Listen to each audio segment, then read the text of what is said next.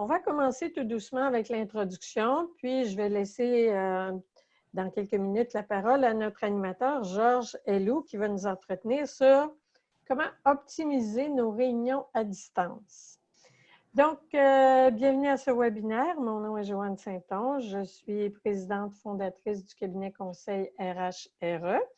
C'est avec un grand plaisir que je vous retrouve pour cette rentrée 2020. Avec laquelle on vous a préparé une série d'activités, soit en webinaire, soit en salle aussi, si bien entendu, les mesures sanitaires nous le permettent. Donc, j'ai le plaisir de voyager. On voit qu'on a des participants peut-être d'un pays africain. On a des personnes qui se sont inscrites ce matin qui vont se joindre à nous d'Algérie. Et peut-être soit de Tunisie ou du Maroc, comme on a fréquemment dans nos présentations. Cette période de pandémie, elle bouscule pas mal. Avant d'ouvrir le webinaire, on discutait un petit peu avec Georges et avec Aziz Chaïb qui va être avec nous pour gérer les questions et les interrogations. Et ça nous a amené à revoir nos pratiques de management, dont les rencontres qui sont de plus en plus fréquentes à distance. Et on a interpellé beaucoup de personnes parce qu'on était curieux de savoir comment ça se passe les réunions à distance dans chacune de vos organisations. Est-ce que vous en êtes satisfait? Est-ce qu'on va interpeller Georges ce matin? Y a-t-il des trucs, des astuces pour optimiser ces réunions-là? On dit des fois qu'on est moins efficace à distance. Il y en a d'autres qui disent qu'on est plus efficace parce que les agendas sont ficelés, etc. On va voir ça ensemble. Donc, il y a Georges Helou qui se décrit comme éveilleur de leadership. Ça, on va y revenir au leadership. Ce matin, on n'en parle pas, mais sûrement qu'il y a un leadership sur les rencontres à distance à exercer. Donc, Georges est conseiller en ressources humaines agréé du Québec. Donc, il fait partie du grand regroupement des professionnels en matière de gestion de ressources humaines. Il est aussi un coach certifié en PNL. Ça aussi, ça ouvre un débat sur les pratiques en utilisant la PNL. On pourrait y revenir là-dessus. Donc, en tant que facilitateur, concepteur de formation, il a plus que 20 ans d'expérience à son actif. Ça ne paraît pas quand on voit, sauf un petit peu ici au menton. Oui, il y a le petit côté sagesse là, que tu as laissé apparaître avec le COVID. Hein? C'est C'est bien. Tu exactement n'es ce que pas ma conjointe me dit. Là, j'ai gagné en sagesse en faisant pousser un peu ma barbe durant la COVID. C'est bien. Donc, tu es reconnu pour stimuler le changement. C'est sûr, quand on regarde sur ton profil LinkedIn, les recommandations, les témoignages et tout ça, et favoriser l'engagement. On va voir ce matin que c'est un des points qui nous préoccupe beaucoup quand on gère les réunions à distance. Et comme on est un petit comité, je vais inviter justement les gens à ouvrir leur micro et à partager leur expérience. Donc, le déroulement sur le timing rapidement, avant de laisser la parole à Georges. On va ouvrir les micros et les vidéos. Vous avez l'habitude de chatter, donc je pense que vous connaissez les icônes et les questions à répondre. On aura aussi un petit sondage à travers la présentation. Puis à la fin, bien, je laisserai la parole à Aziz qui pourra aussi présenter les questions et voir avec chacun comment vous avez reçu et où été interpellé par le contenu que Georges va nous présenter ce matin. Donc, à toi la parole, Georges, et bon webinaire à tous. Merci, Joanne. On va parler de rencontres et de réunions aujourd'hui, de réunions surtout à distance. N'hésitez pas à garder vos caméras ouvertes. Là, j'ai vu Joanne, Aziz, là, que vous avez fermé vos caméras. N'hésitez pas à les garder ouvertes. Ça me fait aucun problème avec ça, puisqu'on est un petit groupe, comme tu l'as dit, Joanne. Et même, Joanne, là, je ne sais pas si tu as été capable de trouver un moyen pour activer les caméras des autres, là, tout le monde peut facilement comme, garder les caméras ouvertes si vous voulez. Je m'y mets. Laisse-moi quelques secondes. Tu peux Parfait. lancer les objectifs et puis Exactement. Je vais on te va laisser se... découvrir. Et il est où le petit bouton là qu'il faut cocher, qu'il faut cocher. C'est Tu le bon, feras, Céline, quand ce serait bon. tout à fait. Aujourd'hui, mes objectifs sont les suivants pour vous. J'aimerais bien que te partager avec vous des trucs et des astuces. En fait, vous allez voir que tout le long de ce webinaire, tout ce que je vais faire, c'est que je vais vous lancer des idées, des moyens de faire, des astuces, des façons pratico-pratiques. Et ensuite, moi, je vous conseille vivement de garder devant vous une façon d'écrire ou de noter tous les éléments qui vous semblent bons, que vous voulez garder et que vous pouvez comme vraiment comme mettre en mode action plus tard pour vous. Donc, faites comme un genre de petit panier, ramassez tous les éléments qui vous sont bons, les autres que vous pensez comme qui sont déjà mis en place ou qui sont déjà comme que vous appliquez, vous le laissez de côté. Donc, mais faites de sorte à avoir comme un genre de votre liste d'épicerie finale, comme un check avec votre panier plat. Ce qu'on veut, c'est viser l'efficacité en améliorant la préparation des réunions à distance. Et j'insiste ici sur le mot-clé qui est celui de la préparation. Le deuxième objectif, c'est de favoriser l'implication des participants et comment est-ce qu'on peut faire pour faire ça en mode collaboratif des rencontres, plutôt que de le faire comme je le fais maintenant, plutôt comme en mode webinaire, où moi je vais parler et vous allez être à l'écoute pendant toute la période, pour la grande majorité de la période. Donc, ce n'est pas un modèle qu'on va suivre comme je le fais maintenant comme webinaire. Normalement, ça devrait être beaucoup plus interactif. Il devrait y avoir beaucoup plus d'implication des participants. Et le troisième objectif, c'est d'optimiser les technologies et les techniques d'interaction en mode virtuel. Voici les 8 éléments que je vais vous proposer.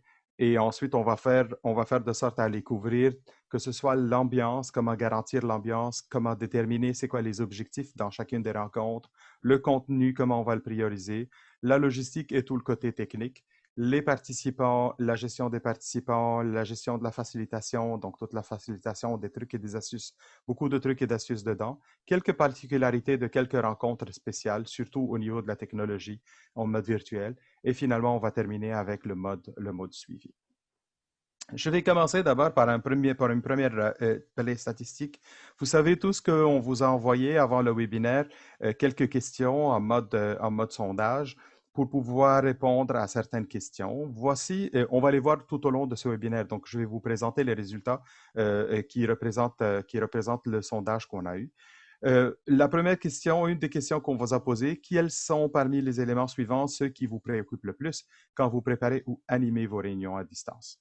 Et suite aux différentes réponses, c'est clair que engager les participants et favoriser l'interaction, c'est l'élément le plus important et le plus essentiel qui a été relevé. Au fait, il y a, oui, certainement au niveau de la technologie, des participants difficiles de la collaboration, mais elles viennent toutes comme en deuxième lieu, mais c'est surtout comment est-ce que je peux engager les gens, surtout en mode webinaire, en mode virtuel, parce qu'on le sait très bien que gérer des rencontres en mode présentiel, ça nous demande certaines compétences, tandis que les gérer en mode virtuel, ça va nous pousser à aborder ou à apprendre à développer certaines compétences qu'on n'en avait pas avant. Un petit commentaire avant que je continue. À tout moment, vous pouvez écrire dans la fenêtre de clavardage des questions, des commentaires, des éléments que vous voulez partager avec le monde. Donc, vous êtes les bienvenus à partager vos commentaires toujours en mode clavardage. Premier élément, l'ambiance. Il y a certaines rencontres avec lesquelles on commence et en commençant les rencontres, on fait des activités on discute, on fait un jeu, on lance le thème, on met le climat. Et j'en ai eu certains participants qui me disaient, ah non, non, non, ça c'est pas efficace, Georges, là, comme, penses-tu qu'on est capable de perdre 5 minutes en début de rencontre pour mettre comme faire bonjour, comment ça va et tout ça? Non, on est des gens comme beaucoup plus efficaces. Il faut qu'on rentre tout de suite dans le sujet là. Bonjour, voici point numéro 1 et on se lance. Ouf, OK. Ce qu'on rate, c'est beaucoup, beaucoup, beaucoup parce qu'on rate le moment où on veut parler vraiment, on veut considérer les gens comme c'est des humains et non pas comme c'est des machines à production. Comme personne, comme humain, on a besoin d'être connecté avec les autres. On a besoin de vivre avec, on a besoin de comprendre comment ils vont. Surtout dans une période de pandémie aujourd'hui où les gens travaillent souvent seuls ou dans un noyau familial et qu'ils ont besoin de sortir des fois de leur cocon ou de leur entourage pour aller connecter avec d'autres personnes ou pour aller comme juste sentir que la rencontre, là, c'est pas comme un autre élément de stress, mais c'est juste encore une façon de pouvoir connecter avec d'autres personnes en dehors du cercle du petit cercle. Et garantir l'ambiance, ce n'est pas juste que ça commence au début, mais ça se crée toujours tout au long. En voici quelques éléments. Euh, Parmi les éléments que je vais lire, je les ai numérotés de A à H, mais j'aimerais savoir aussi dans la fenêtre de clavardage, quel est pour vous l'élément qui vous stimule le plus ou qui vous implique le plus, celui que vous voulez retenir parmi tous ces éléments-là qui sont autour de garantir l'ambiance dans l'affaire. Donc, vous pouvez mettre A, B, C ou jusqu'à H. Créer un climat de collaboration, faire preuve de présence et d'écoute, donc être présent et non pas comme faire de sorte à ce que non, c'est pas ton tour, non, non, non, parle pas, moi je parle et vous allez vous taire et vous allez m'écouter. Donc, non, on fait comme un genre de je suis présent, j'écoute le message et les messages qui sont derrière ces messages-là. Montrer de la considération pour ce que les personnes sont et pour ce qu'elles disent. Gérer des règles de groupe, des conditions de succès. Des fois, il faut mettre comment est-ce qu'on va. Il faut refaire comme un genre de contrat interne dans une équipe pour pouvoir décider quels sont les éléments qui vont faire que nos rencontres soient efficaces. Gérer les règles de groupe, les conditions de succès, doser la rigueur et la souplesse, reconnaître l'expérience du groupe, les expertises, personnaliser les échanges, assurer la sécurité psychologique qui permet à chacun de reconnaître ses erreurs ou de demander de l'aide. J'aime bien que Francine a mentionné doser rigueur et souplesse parce que des fois, il faut être un peu plus loose et d'autres fois, là, comme il faut être vraiment plus productif dans des rencontres. Et le dernier point, encourager l'interaction. Donc, n'hésitez pas à mettre une lettre dans la fenêtre de clavardage, celle qui vous interpelle le plus parmi tous ces éléments-là. Euh, je vous invite à écrire dans la fenêtre de clavardage. Pour ceux qui ne trouvent pas la fenêtre de clavardage, des fois, ce n'est pas ouvert. Il faut cliquer sur le bouton Converser ou Chat en bas dans la barre d'outils noire. Vous allez avoir une fenêtre qui va s'ouvrir et à ce moment-là, vous allez être capable de converser avec nous par écrit. Donc, je vois Nathalie choisir le point F, Amel choisit le point H et on va poursuivre. Quelques astuces ou quelques idées pour lancer une rencontre. Qu'est-ce qu'on pourrait faire pour commencer? On peut lancer avec un jeu. Ça se peut être un mot mystère, un mot croisé. Et vous savez qu'en utilisant Zoom, des fois, on peut annoter. On peut utiliser des outils d'annotation dessus. On peut commencer avec l'humeur du jour, comment vous vous sentez. On met des photos et c'est quelle photo qui vous représente.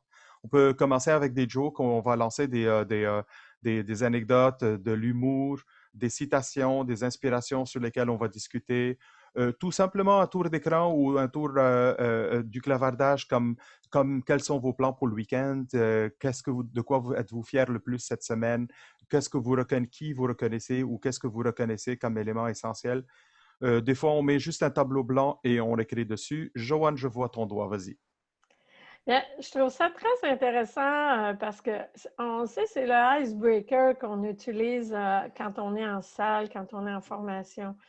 Puis c'est bien qu'on le fasse comme rappel parce que je t'avoue que ça n'a pas été automatique de dire on va garder les icebreakers en mode virtuel. Fait que je trouve ça vraiment intéressant parce que je dirais plutôt qu'on l'a zappé, le icebreaker, et c'est un élément important, je pense, pour la mise en place. Mais peut-être plus dans les ateliers ou les formations. Oui.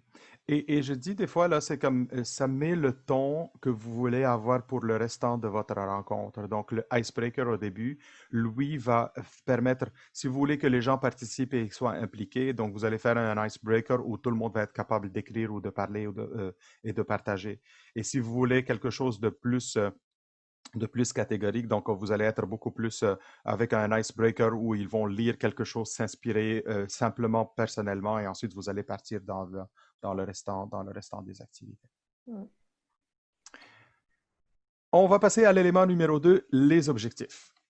Au fait, un élément qui est très important, toutes, vous permettez, je vais mettre des fois les gens au mute pour qu'ils soient capables. Donc, J'ai Amel qui n'est pas capable. Aziz ou Joanne, pouvez-vous m'aider à mettre Amel Jeloul au mute, s'il vous plaît, parce que j'ai, il y a, j'essaie autant que possible de ne pas avoir comme les bruits ambiants.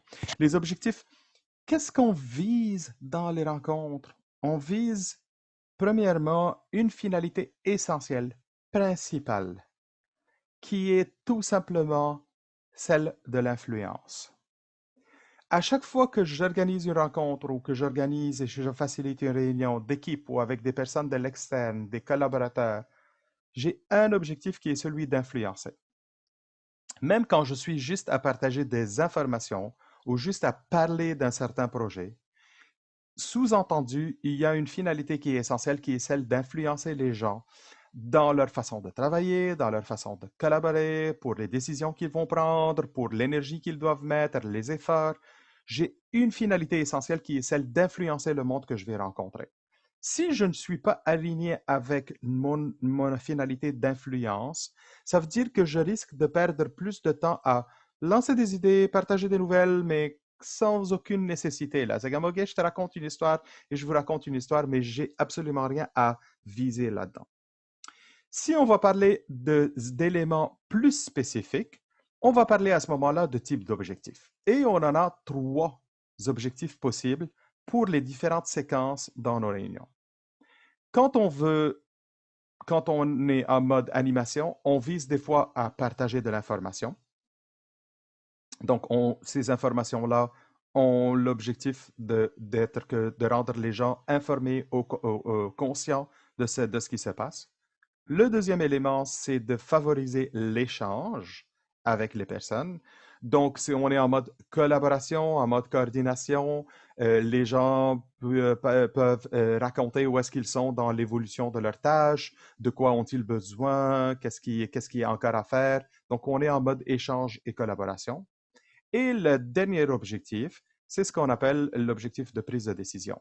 Donc, dans ce cas-là, on va décider par rapport à quelque chose. Donc, on va lancer une problématique ou une situation bien spécifique et notre objectif serait de sortir de la rencontre avec une prise de décision bien spécifique. Et quand je parle de décision, on a plusieurs éléments ou plusieurs moyens pour prendre des décisions.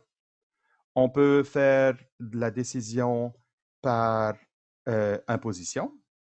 Et dans ce cas-là, donc, c'est moi qui décide, et point final, parce que je suis le chef, je suis le leader. Le deuxième moyen, c'est je peux décider par vote. Donc, on va faire un choix par main levée. Par expertise, donc on va demander à certaines personnes à ce qu'elles prennent la décision finale parce que c'est elles qui sont les expertes ou parce que ces personnes-là, c'est elles qui sont le plus concernées par la situation.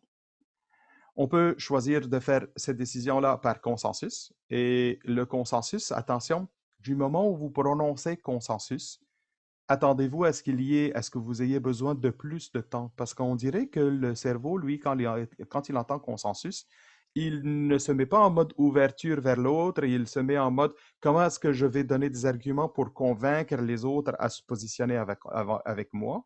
Et là, c'est comme on dirait qu'on rentre dans du débat qui va des fois s'éterniser.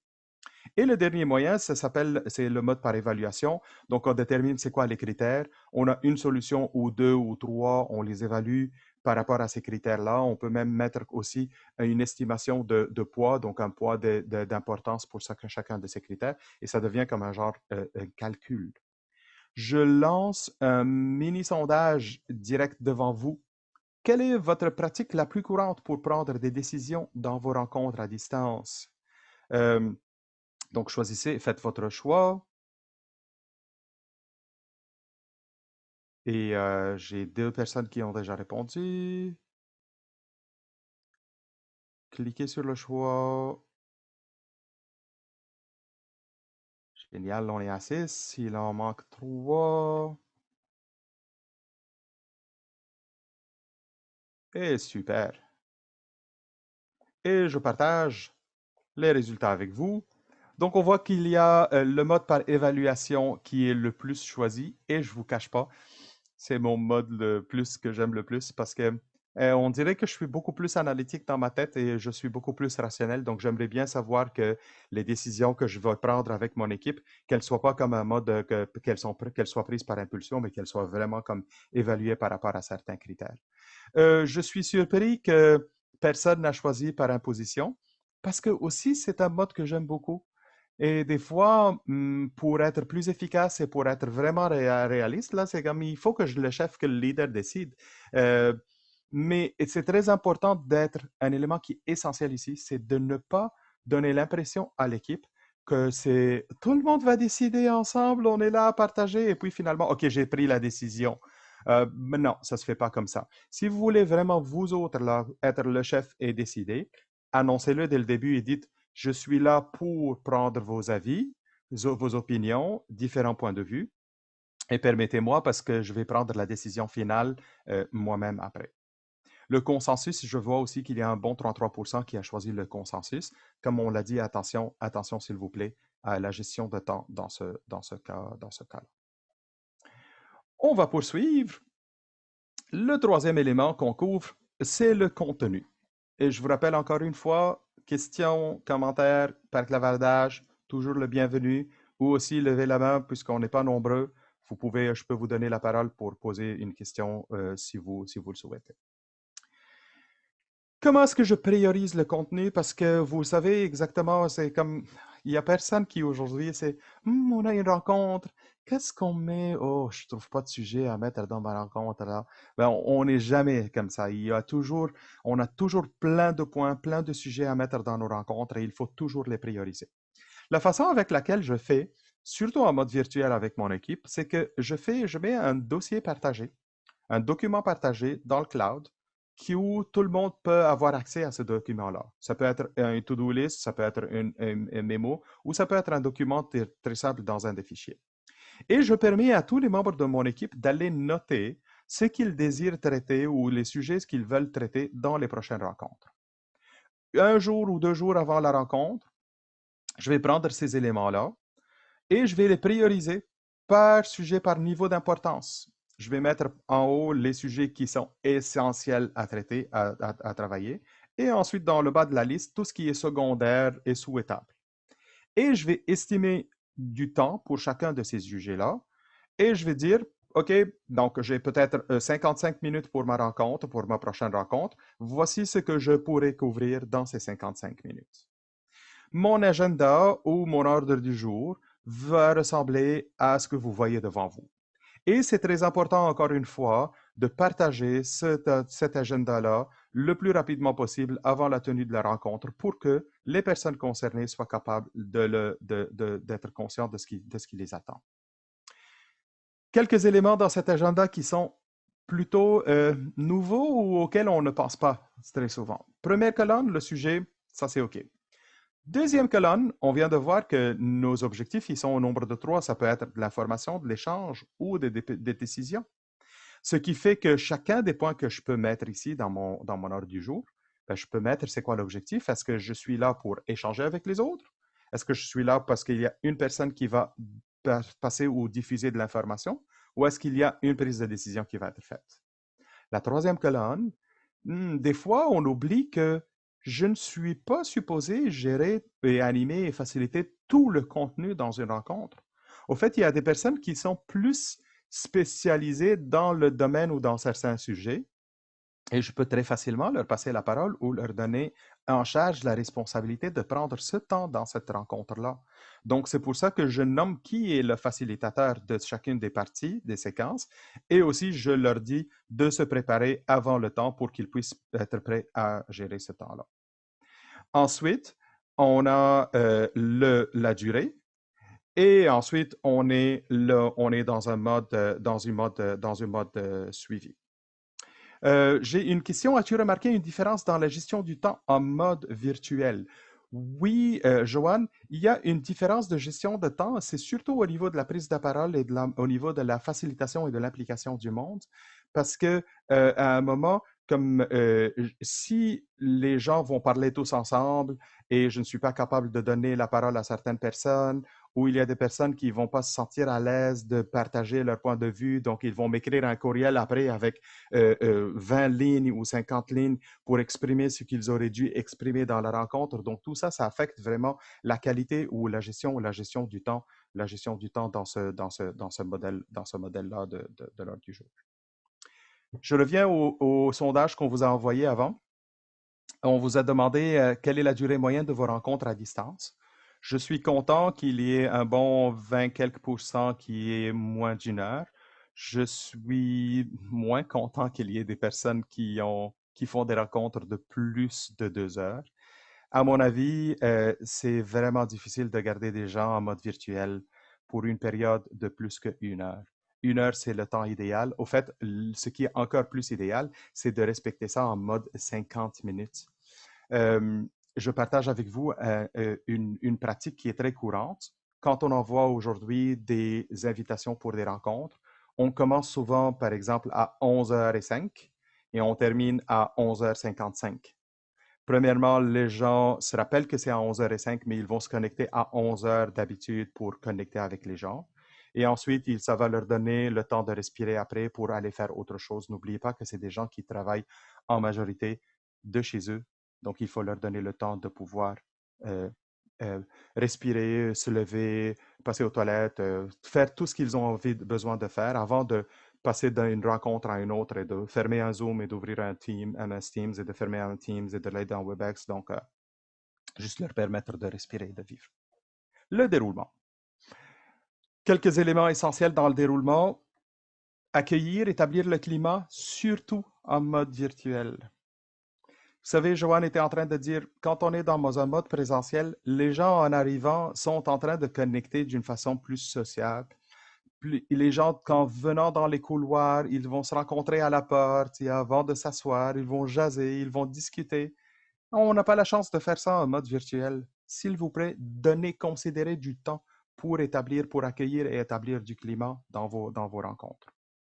Deuxième point, s'aligner sur les conditions de succès. Et si dans vos équipes, vous n'avez pas encore déterminé les conditions essentielles de succès de vos rencontres, s'il vous plaît, prenez le temps de le faire. Des exemples de conditions de succès: ponctualité, prise de parole, partage d'expérience, respect, utilisation de la technologie, et ainsi de suite. Donc, vous pouvez faire comme un genre de 5 à 10 conditions ou éléments qui seront partagés avec tout le monde et que tout le monde saura exactement comment est-ce qu'on fonctionne comme pour réussir nos rencontres virtuelles. Commencez avec les sujets prioritaires, toujours parce que l'énergie est à son maximum. Présenter avec impact pour ne garder le rythme et l'énergie. Gérer constructivement les échanges et ne pas tomber dans les débats négatifs et dans les argumentations qui s'entraînent et que 50% de l'équipe est en train d'attendre à ce que la discussion se termine et les autres là sont en train de encore chercher des arguments. Donc, gérer ces échanges-là. S'ajuster en cours de route. Des fois, il y a plein de sujets qui sont dans notre agenda, dans notre heure du jour, qu'on n'a pas le temps de les couvrir parce qu'on a mal estimé un point. Puis, c'est pas la fin du monde, c'est OK. Mais c'est parce que mon heure du jour, il est priorisé, donc je sais très bien qu'on va traiter les éléments essentiels et on va s'ajouter une autre rencontre peut-être une autre fois.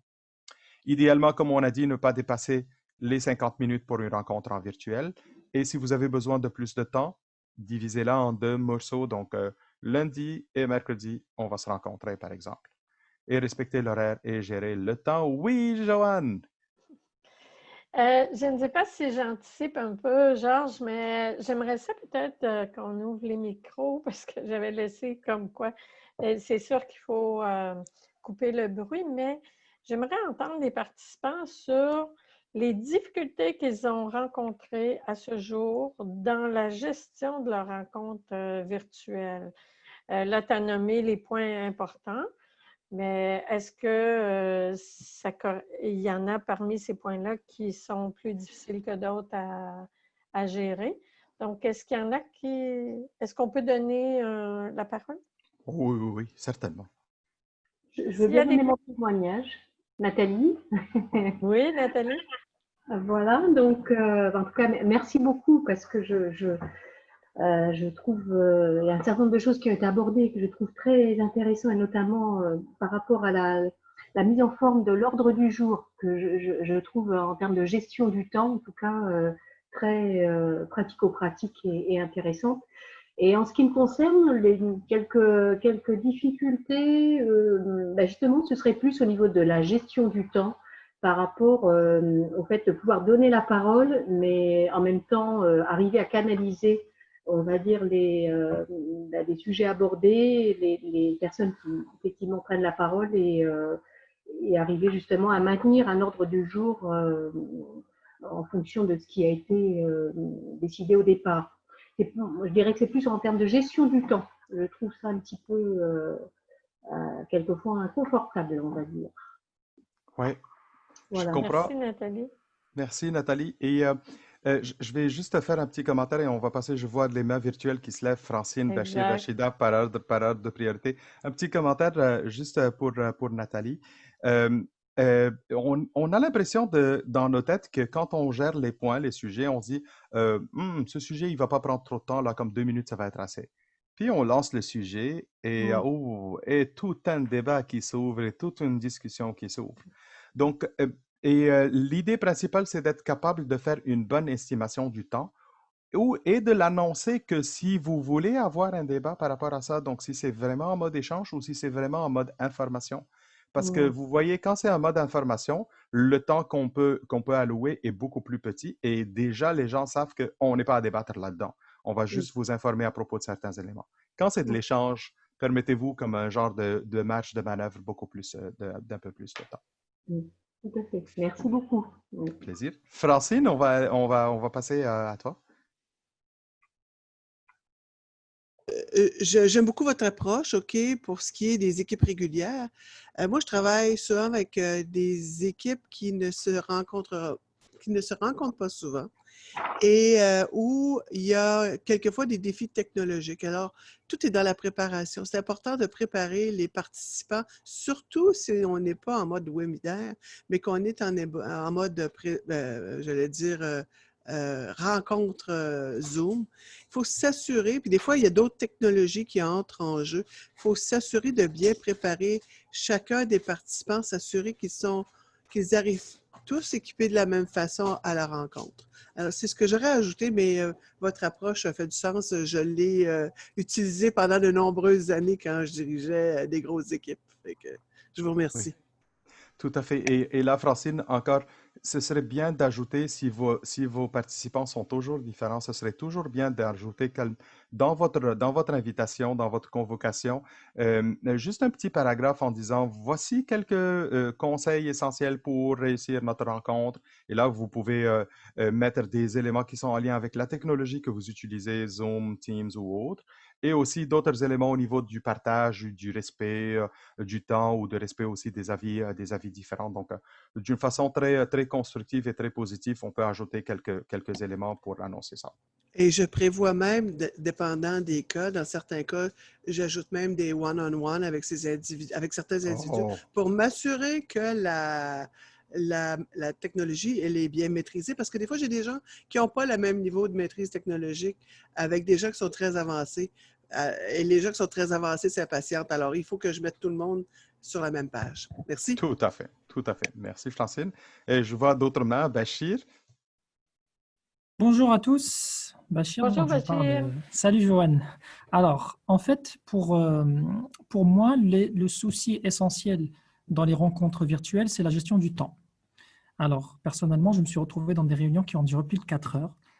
Donc, même avec un modérateur, c'est très, très compliqué parce que ça part dans tous les sens. C'est-à-dire qu'il y a des questions qui peuvent durer 1 heure, enfin, qui peuvent durer même plus, et on a beaucoup de mal à ramener le débat. Donc, ça, c'est mon expérience personnelle.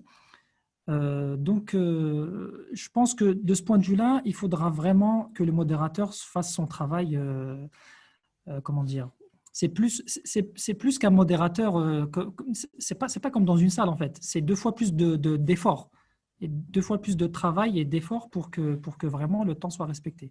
La deuxième chose, c'est que je fais beaucoup de rencontres avec mes équipes de manière virtuelle, et vu le confinement, ça fait plusieurs mois qu'on ne fait que des rencontres virtuelles, et j'utilise beaucoup les billets d'humeur, l'humour pour, je raconte des anecdotes, etc. c'est assez compliqué de percevoir en fait si vous voulez, les émotions, si je puis dire, ou les réactions des gens quand vous utilisez ce genre de booster, en fait, l'humour, etc. Donc, c'est un peu compliqué. Donc, c'est une position qui est pas confortable pour quelqu'un qui anime en fait une réunion et qui a 12 ou 15 personnes en face. C'est quelque chose personnellement, sur laquelle je Question, travaille. Et du coup, question, Bachir. voilà. Oui. Excuse-moi de t'interrompre. Est-ce que vous avez les caméras qui sont activées dans ce cas-là Oui, ou oui, pas? oui, oui, oui, OK, oui. parfait. Sauf que, en fait, c'est vrai qu'il y a les caméras qui sont activées, mais bon, Ouais. ça marche pas comme si on était en face de la personne. Ah, C'est sûr je que suis tout à fait d'accord avec c'est toi. sûr que c'est pas la même chose. Voilà. Merci, Bachir. Merci. Et un petit commentaire avant de donner la parole à Rachida. N'hésitez pas à prendre en charge votre leadership, à assumer votre leadership dans les rencontres. Des fois, vous devez être plus catégorique en disant, OK, voici la première personne, voici la deuxième, et ensuite la troisième, s'il te plaît, mute, ou aussi, vous avez, quand vous êtes le host sur les plateformes, vous pouvez directement mettre des personnes au mute, donc désactiver leur micro. N'hésitez pas à agir de cette façon et à clarifier pourquoi vous jouez ce rôle-là, parce que sinon, ça va être interminable. Les gens vont se parler en même temps. Non, toi avant, non, vas-y, vas-y. Oh, come on, on vient de perdre comme 30 secondes juste à vous inviter entre vous deux pour faire passer la parole. Rachida.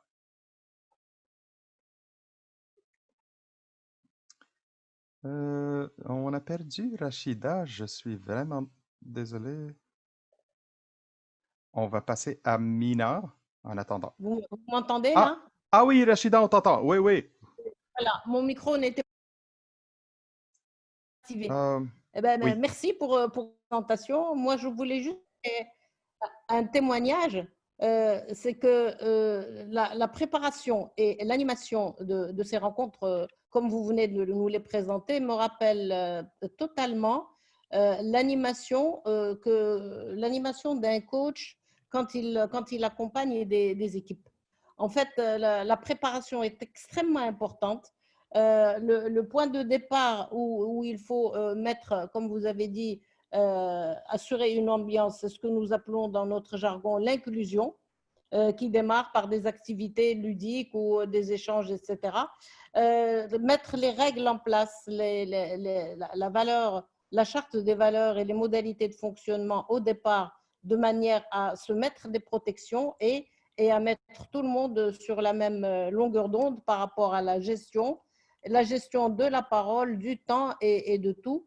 Et je trouve que c'est très, très efficace, aussi bien en animation de formation qu'en animation de réunion. C'est juste un témoignage. Merci. Excellent. Un grand merci, Rachida. Très bien formulé. J'adore ce que vous avez dit. Mina, j'avais un signal pour que... Oui, vas-y, allez-y. Oui, oui, bonjour. Moi, je suis à Montréal. Je suis présidente d'un organisme communautaire. Donc, je tiens des réunions du CA via le webinaire. Ce que je trouve difficile, c'est tout le relationnel, le non-verbal qu'on ne voit pas, parce que c'est très important de voir le comportement de ses collaborateurs ou de ses membres. Et ce que j'ai constaté depuis ces rencontres virtuelles, il y a un manque de motivation. Les gens sont présents, mais ils ne sont pas là. Parce que quand vient le temps de demander c'est quoi votre avis, un tour de table, il y a certaines personnes qui disent « Ah, je n'ai pas suivi, mais vous étiez où ?» Donc, c'est ça que je trouve difficile. Par rapport au temps, je pense qu'on ne dépasse pas. Quand on établit 1 heure, c'est 1 heure, 60 minutes. Mais je trouve ce manque de motivation et j'ai l'impression que l'équipe n'est pas là pour avancer dans ce qu'on fait. Et c'est difficile, c'est un petit peu frustrant. Voilà, je vous remercie. Ce fut une super belle présentation et de beaux commentaires. Merci. Merci, Mina. Si tu permets, je ne vais pas répondre immédiatement à ce sujet-là parce que ça s'en vient dans les prochaines diapos. Très bien. Donc, parfait. Et Joanne, je suis contente, tu as réussi à mettre tout le monde donc à activer les caméras. Tu t'es trouvé une C'est ce solution, que je voulais yes? dire. Donc, c'est ça, les caméras sont actives, mais et ce n'est pas terminé comme présentation. Donc, on pourra, il nous reste encore, on va dire, un 15 minutes maximum, 10 minutes, Parfait. puis après, on passe la parole à Aziz aussi, s'il a des choses à ajouter de son côté. Mais techniquement, tout le monde a la possibilité d'allumer sa caméra. Ça fait tellement du bien de voir des faces et de ne pas comme avoir à parler avec juste mon écran à moi, là, comme merci. C'est tellement, tellement, tellement mieux comme ça. Je vais poursuivre avec mes différents éléments. On passe à la logistique. Dans la fenêtre de clavardage, vous allez écrire 3 mots, choisir un des 3 mots suivants, plus, moins ou égal, par rapport à la question que je vais vous poser. Supposons que vous êtes en train de préparer une présentation PowerPoint avec des diapos. Le virtuel par rapport au présentiel, est-ce que vous pensez que vous devez mettre plus de diapos en virtuel que du présentiel? Égal, donc peu importe, là c'est le même nombre de diapos, ou moins de diapos en virtuel que par rapport au présentiel? Répondez par un des 3 mots, plus, moins ou égal. Je reprends ma question. Je prépare une présentation en mode virtuel par rapport à un mode présentiel. Pensez-vous qu'il faut que je mette plus de diapos en virtuel égal ou moins de diapos en virtuel que par rapport au présentiel? J'ai maintenant moins, plus, égal, là, comme une réponse des 3. J'attends encore les autres. La fenêtre de clavardage, donc il faut cliquer sur le bouton Converser ou Chat en bas dans la barre d'outils pour avoir accès à cette fenêtre. Égal, égal, égal, là c'est l'égal qu'il prend maintenant. Et je donne encore 2 secondes. Et je vous donne la réponse. C'est beaucoup plus. C'est même pas plus, là. C'est beaucoup plus. Et Guy, là, tu l'as eu ta réponse en même temps que je le disais. C'est parfait. Plus de diapos et je m'explique. Je suis devant mon écran et là, Mina, ça peut répondre aussi encore à ce que tu disais. Il y a une diapo toute bourrée de texte. À un moment, je regarde, puis il y a du monde qui parle. Sais-tu qu'est-ce que je fais en même temps? Là, je vais aller checker mes courriels. Je vais aller voir mon téléphone, je vais aller continuer à travailler et ensuite je vais dire, ah oui, je suis très bon en multitâche. Là, la réunion va continuer à avoir lieu et moi, je vais faire autre chose, mais je ne peux pas. L'idée dans le plus de diapos, c'est pour permettre aux gens de voir que ça change, qu'ils doivent garder l'attention sur leur écran et que c'est pas juste de la parole qui se fait, mais il y a de l'action qui se fait devant eux. Donc, il y a plus de diapos, il y a des animations, certainement des animations modérées. Là, on ne fait pas comme des danses et juste des flashs et des choses, mais comme quand je parle d'animation, c'est un point à la fois.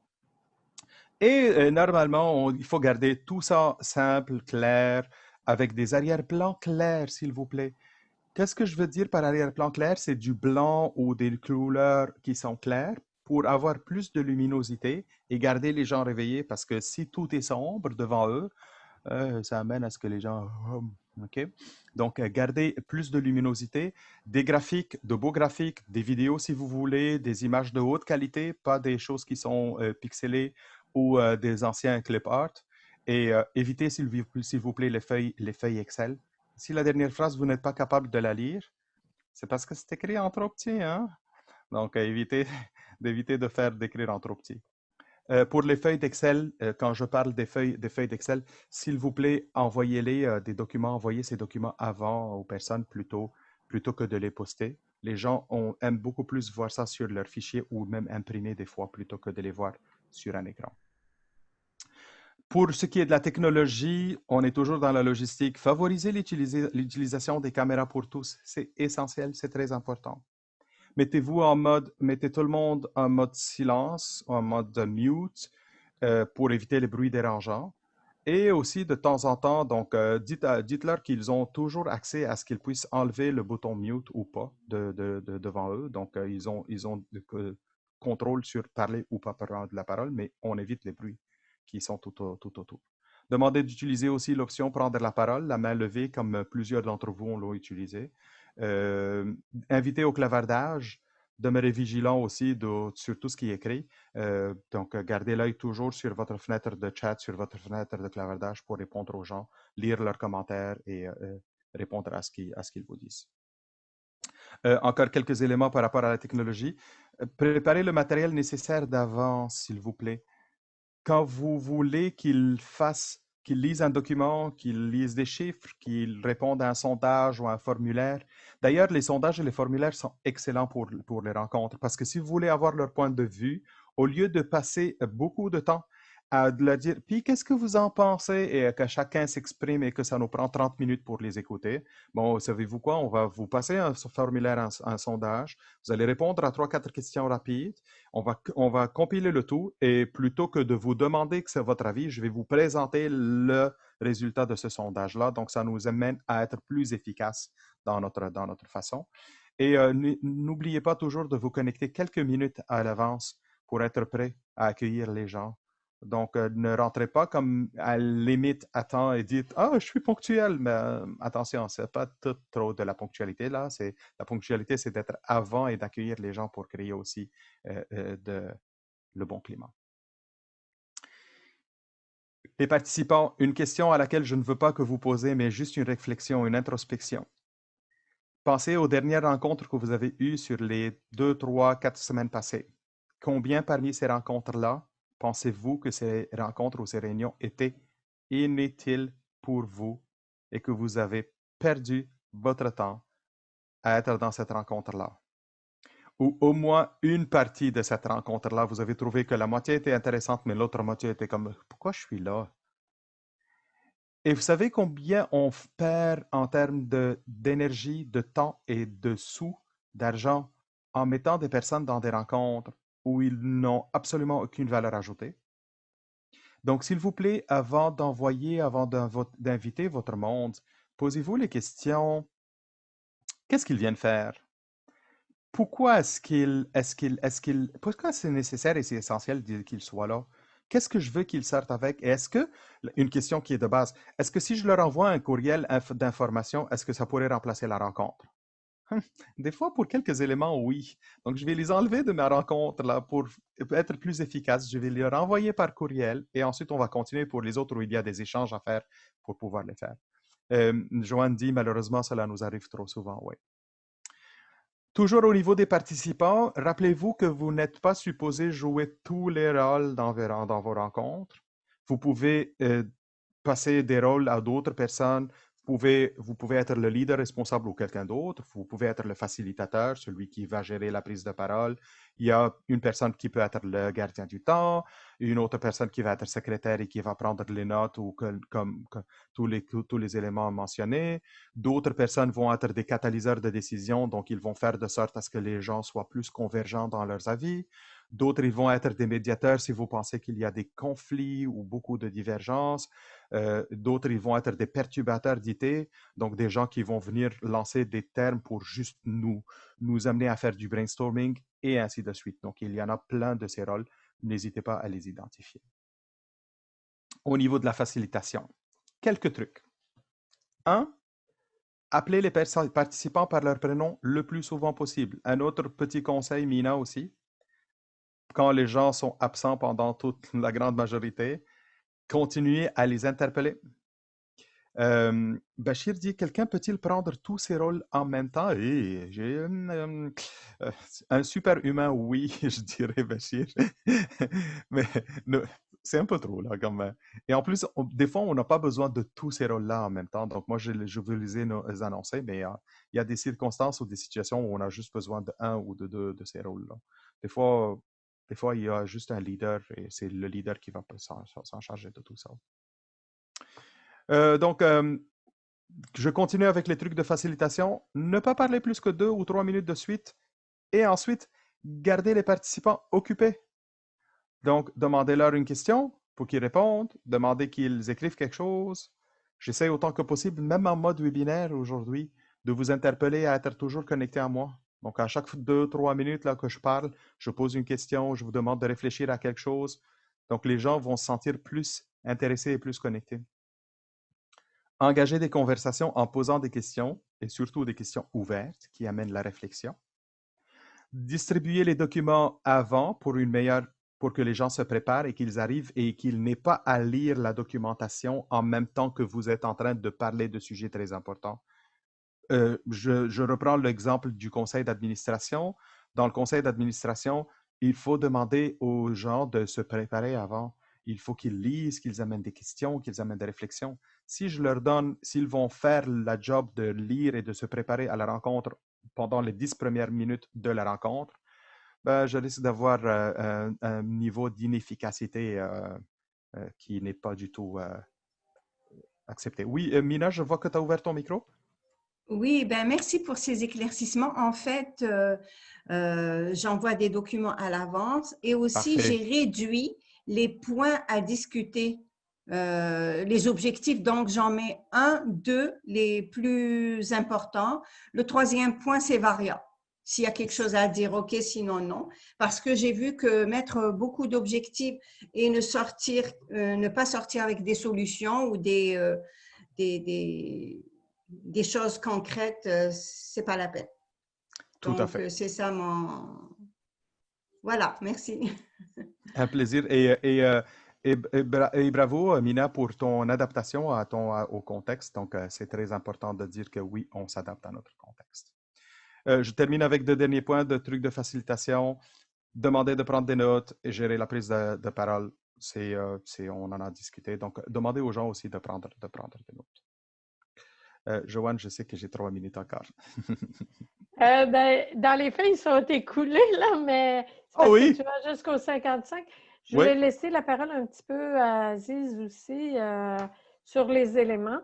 Mais on va te laisser compléter ton jusqu'à 55, tel que tu avais souhaité. Parfait. Puis peut-être en disant aux participants qu'on va peut-être clôturer un petit peu plus en dépassant 5 minutes. Excellent, merci. Merci, Joanne. J'ai encore 3 diapos à vous présenter. Celle-là, celle qu'on appelle des réunions éclairs. Des fois, on a besoin, avec des équipes opérationnelles, à gérer des réunions qui sont plus rapides, le matin, 10 minutes à tous les matins ou 3 fois par semaine. C'est Siri qui a entendu 10 minutes qui me répond. 10 à 15 minutes, le processus, il est vraiment connu. C'est comme un genre de rituel opérationnel. Les gens vont partager quelques éléments, mais surtout, ne prenez pas de décision dans ce qu'on appelle des kick-off ou des flash ou des blitz ou des mêlées. Donc, il y a plein de gens qui leur donnent des noms différents. Je vais terminer avec un dernier point qui est celui du suivi. Si vous pensez que le suivi a lieu après la fin de la rencontre, attention parce que le suivi il commence vraiment au niveau de la conclusion. Assurez-vous, s'il vous plaît, de prendre le temps à la fin de confirmer l'atteinte des objectifs, d'inventorier les actions à suivre, d'identifier les points à remettre pour après, d'évaluer la satisfaction des gens, de confirmer une prochaine rencontre avec eux et de terminer avec une reconnaissance, une belle reconnaissance, donc terminer avec du positif. Et quelqu'un avait mentionné qu'après, il y a des one-on-one qui se font. Moi, je suis très pour le fait de poursuivre avec certaines personnes avec des one-on-one pour après, parce que ça nous permet vraiment de faire du bon suivi. Une question qu'on vous avait posée dans le sondage qui dit « Quel est votre niveau de satisfaction des rencontres? » Il y a une grande majorité qui a répondu « Satisfait ». Ma question avec laquelle je termine ce webinaire-là, ça vous prend quoi pour être très satisfait? J'espère que vous avez rempli quelques bons points vous avez mis quelques bons points dans vos paniers. Joanne, Aziz, je vous laisse la parole. Je termine 1 minute avant 55. Merci, Georges. Aziz, quelques mots, puis peut-être oui, aussi tout à fait. on prendra... Je te laisse voir. Merci, Georges. Bonjour tout le monde. Et puis après, donc, bien sûr, il y a une chose aussi importante, c'est l'écoute. Dans la communication, c'est surtout écouter. Et souvent, lorsqu'on écoute bien les autres, on peut comprendre quelle attitude à prendre par rapport aux différentes actions. Par contre, je voulais, Georges, te poser une question. Vu ton expérience, est-ce que il y a une étude ou dans la bibliographie, quelque chose comme ça, comme c'est un truc récent, sur l'impact de ces webinaires dans la gestion des entreprises? L'impact des webinaires ou des rencontres virtuelles, tu veux dire les rencontres en mode virtuel? Tout à fait, tout à fait. Je peux très facilement, Aziz, vous mettre quelques références, quelques belles lectures à faire, à lire pour des articles, Excellent. qui sont écrits, ça me fera grand plaisir. Je vais noter devant moi là, pour que je puisse. Avec la présentation, je vais vous ajouter une diapo à la fin. Excellent. Oui, Joanne? Est-ce que tu avais d'autres éléments? Parce qu'on peut aussi inviter les participants. Oui. Comme on a un point d'honneur à respecter le temps qui a été annoncé à chacun et tout ça, vous pouvez nous écrire à tout moment, hein, soit à info@commercialccrhra.com ou encore à moi-même ou à Aziz. Et on pourra mettre l'adresse de Georges aussi. Tu peux le mettre dans le chat, peut-être, s'il y a des questions certainement. directes. Sinon, je vais juste rappeler quelques activités qui peuvent intéresser les participants pour le futur.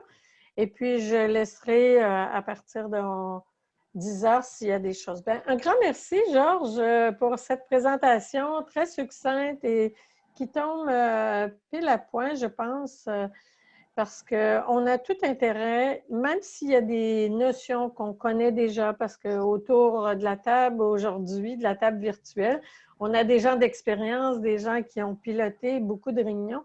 C'est toujours bien d'avoir des rappels ou encore des nouveaux trucs. À ta question, qu'est-ce que ça vous prend pour être très satisfait? Moi, je dirais, pour aller à mettre une note très satisfaite, il faut que je sente la participation de mes personnes qui sont présentes et il faut que je sente leur satisfaction aussi. Si j'ai des participants qui repartent de la réunion plus ou moins satisfaits, et c'est pour ça que à l'occasion, faire des petites évaluations, sondages anonymes sur l'évaluation de nos réunions, ça aussi, ça nous permet de nous resituer. Mais en tout cas, Georges, c'est sûr qu'on va te réinviter pour un atelier cette fois-ci qui sera peut-être sur le leadership à distance, hein, parce qu'on sait que le focus de Georges ou son expertise, elle touche beaucoup le leadership et ça, si tu acceptes notre invitation, tu seras le bienvenu là-dessus. Ça me fera grand plaisir. Au fait, juste pour vous dire que depuis le début de la pandémie, j'ai accompagné beaucoup de gestionnaires et de leaders, que ce soit en mode individuel coaching ou que ce soit en grand groupe. On a développé beaucoup d'outils très pratico-pratiques pour gérer des équipes en mode télétravail. Et c'est vraiment, ça me fera grand plaisir de partager tous ces éléments et ces astuces avec vous. Bon, c'est intéressant. Je vois déjà des réponses des Bachir qui nous dit très satisfait, Rachida aussi qui dit c'est à la fois pertinent et efficace. Hein? Ça, c'est important, justement. Monsieur Kayembe, ce webinaire a apporté un plus pour moi. Je suis très reconnaissant au cabinet.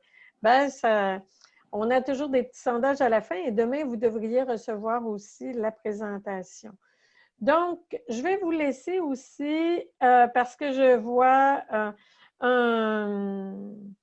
l'annonce du prochain webinaire qui se tiendra la semaine prochaine, mercredi le 16, où on va parler d'implantation de systèmes GRH et où nous aurons deux invités. Et je vois aussi qu'il y a Bachir qui est avec nous, qui a aussi participé à ce projet-là à titre de consultant. Donc, il y a M. Sofiane Bouchnac, qui est directeur des services informatiques chez RedMed Group, et Sofiane Méreptine, qui est responsable des ressources humaines aussi, qui seront avec nous la semaine prochaine. Donc, on aura deux invités qui vont échanger sur la pertinence d'avoir un outil d'information RH Pay très performant pour cette gestion qu'on a à gérer. Puis, comme Aziz nous a rappelé en début, on a des formations aussi qui vont se faire en ligne, qui sont soit des ateliers. Il y a Mme Richard qui aujourd'hui qui va animer en novembre la gestion des conflits ou comment se positionner constructivement. C'est un mot qui est revenu dans la présentation de Georges, hein, de gérer les débats à ce qu'on garde un climat constructif. Il y a aussi Mme Francine qui va animer, mais ça, les places sont limitées. Appelez-nous rapidement pour la méthode Lego Serious Play. Et puis, on vous souhaite Pardon, une bonne Joanne, rentrée à tous. si tu permets, Joanne, on Oui. invite nos amis à s'inscrire au niveau de l'infolettre de notre cabinet. Comme ça, ils seront régulièrement informés de nos activités. Exact. Et l'infolette, à ce stade-ci, elle est une fois par mois. Donc, elle ne devrait pas surcharger votre boîte aux lettres. Donc, est-ce qu'il y a d'autres personnes qui aimeraient prendre la parole? Les caméras ne sont pas tous ouvertes. Ou Georges, tu as l'habitude de prendre des photos pour ceux qui veulent faire partie des photos? Ben oui, mais à ce moment-là, donc je vais demander à tout le monde, ceux qui ont accès des caméras, donc qu'ils ouvrent la caméra. Ceux qui veulent bien. Ben oui, Hein? je donne quelques secondes. Ouais, tu donnes quelques secondes aux gens qui…